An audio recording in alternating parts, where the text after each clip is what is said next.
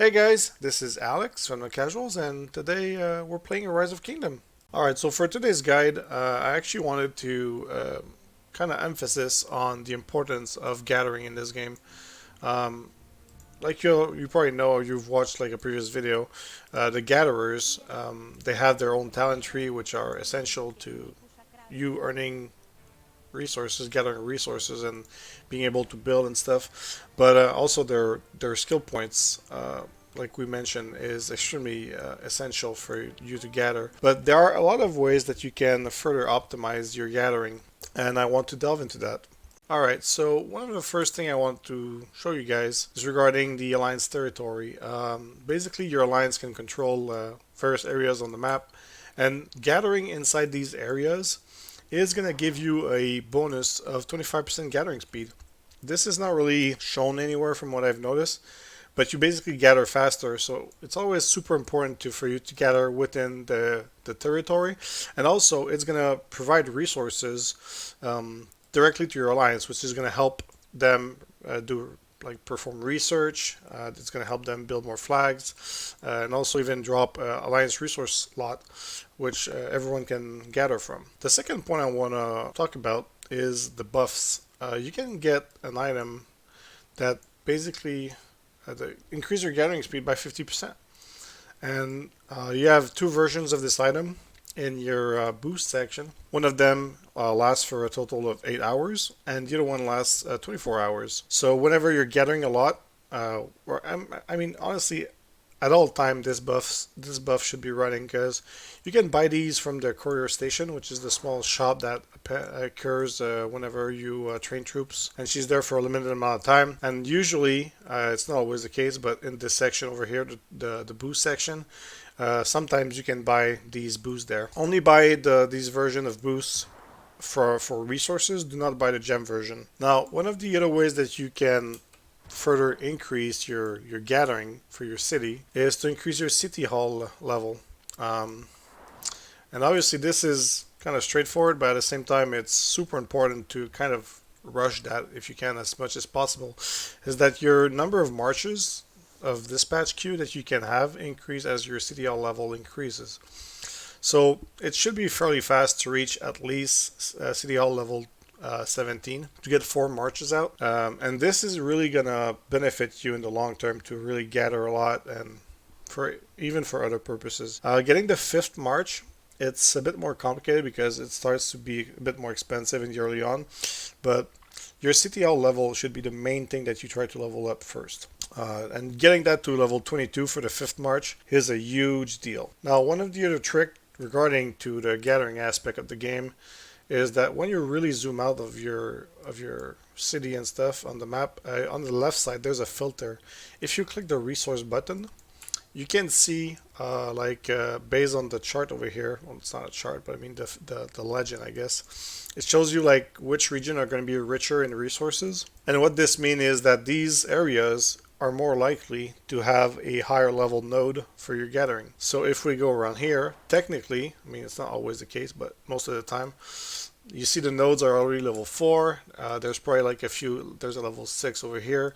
So, and right now, this alliance is in zone 2, which is the second zone available, which opens up after a series of events and of requirements after a kingdom has been created, but whatever.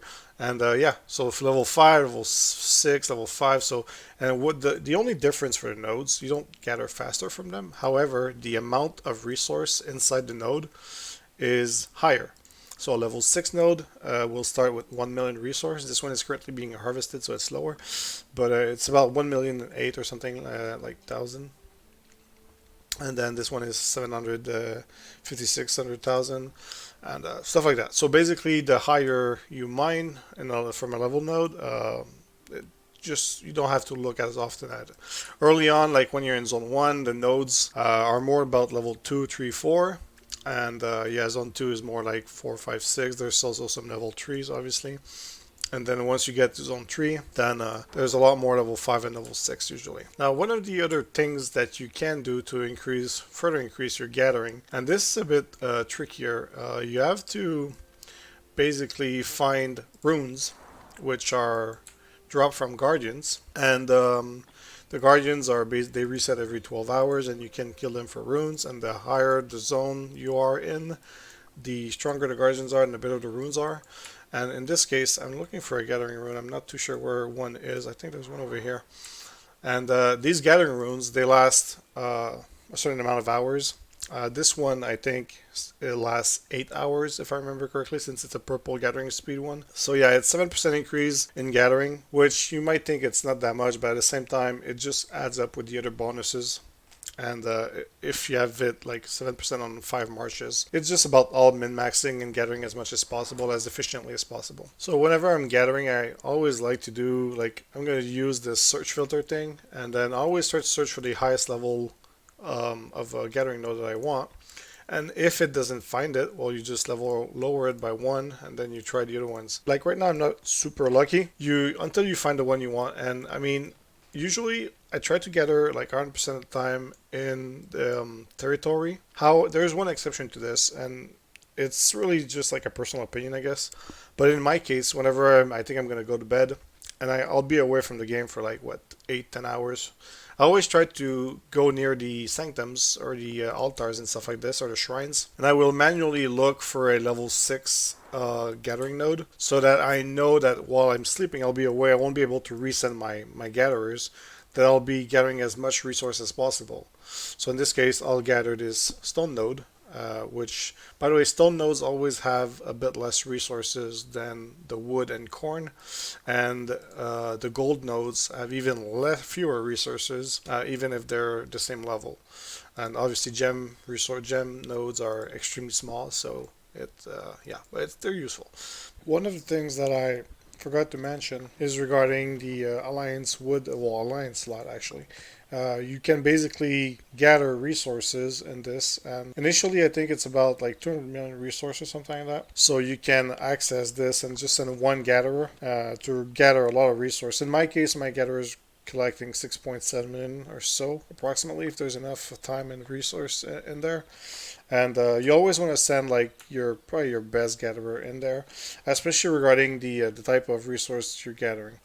Constance is a really good commander for this because she has a good bonus to total resource collected. One of the point that's important to note regarding this wood lot or the alliance slot at all is that whenever there's going to be a kill event from the mightiest governor, and that everyone's going to try and kill your gatherers while you're asleep or whatever, they are protected in this. They cannot be attacked unless, they get caught leaving and heading back to your base, contrary to these normal nodes where anyone can attack these. So it's a good thing whenever you're under pressure, your kingdom's in a kill event, and you need to gather resource but don't want to really take the risk of getting zeroed your units. So yeah. Alright, and then one of the other things that you can do, and you really should, it's kind of mandatory to gather more, is going to increase your research. There's 9 different upgrades that you can get for gathering speed based on the different type of resources, and you can get a total of I think it's 15% for the 2 first nodes. The first node of every resource, and then 35% for the gathering of the other ones. And then you also have machinery near the end of the economic tree, which gives a 25%. So it really adds up a lot when you stack all of these bonuses together. If I go to my gathering speed, my food gathering speed is at 151%, which is pretty decent. Obviously, I could get it higher. Wood is the same, and then the other two are at 146. So it's pretty good. You can probably go quite a bit higher if you get a VIP, and then you get 10 points in your machinery, which takes a long time, let's be honest. But it's definitely worth it, so go for it. Now, one of the other things that you can do to increase your gathering just a little bit is the VIP levels. Obviously, the higher the VIP level you get, the more bonuses you're going to get, but if you can at least reach VIP 6 for the second building queue, which already we talked about in the previous video, but there's also a 10% gathering speed over here, which is pretty useful. And the further along you go into the VIP levels, the more this bonus is going to increase. At VIP 11, you can move to 20% gathering speed, which is It's pretty nice. VIP 11 is, I mean, it is ways, like it takes a little while to get there. And you get also other bonuses as you get higher. I think it stops at VIP 15, where you're gonna go to gathering speed 30%. I mean, if you're VIP 15, I mean, probably don't need to gather as much as a free-to-play player, for example. But free-to-play players, you can definitely reach VIP 11. It's gonna take a long time, probably like 6 months, a year. I don't know. It's gonna depend a lot of your alliance, the amount of chests they buy and stuff like that. But VIP 6 is definitely doable within like maybe 2-3 weeks maybe or something like that of free to play. It really depends of how lucky you are in your alliance with the alliance chests you get, if you get VIP tokens and if you transfer all your gems into VIP. But anyway, the big picture is gathering speed in the VIP levels. So yeah, always be like discipline yourself regarding the gathering. It's gonna go a long way, and it's really gonna help you, especially in the first 4 or 5 months maybe, when you're really gonna struggle for resources. Like right now in my kingdom, I'm the top gatherer, which is really cool for me, and I'm always trying to push myself further. So not because I want to compete with the others, but just because, I mean, I need the resources. Like right now I'm pretty poor and I've still got a lot of stuff to research and a few things to build. So it's really important to always have all your gatherers out. Like one of my gatherers just came back, so here you go, level 6 node, a million wood. I'm gonna send that. And there's always some optimization. Like I didn't speak much about this, but your gatherers are all like specialists towards specific resources. Like Cleo, I just sent her to a wood node. That's not like super bright for me to do that, but right now I'm not really looking to this. But like she's a good gatherer for stone. If I wanted to gather food, ideally I'd send Gaius, which is not in this list. Where is he? He's over here. So they all have like their own specialty, let's say. So if possible, try to always prioritize a gathering node based on the commander's focus. Like for Sound Dog, for example, is really good with gold, but she also has the smaller bonuses for the other ones. Keo, it's rocks, and then I don't remember all by heart. Him is food. I think Constance is wood, and so forth. So yeah, just try to select the proper gatherer for the right task. Alright guys, I hope that you liked the video. I hope that the information inside was useful to you guys and will help you progress in the Rise of Kingdom. And please, if you like the video, slap a like on it, and don't forget to subscribe and post comments if you have like specific ideas of content that you would like to see that think you could help you in the game. Catch you in the next one.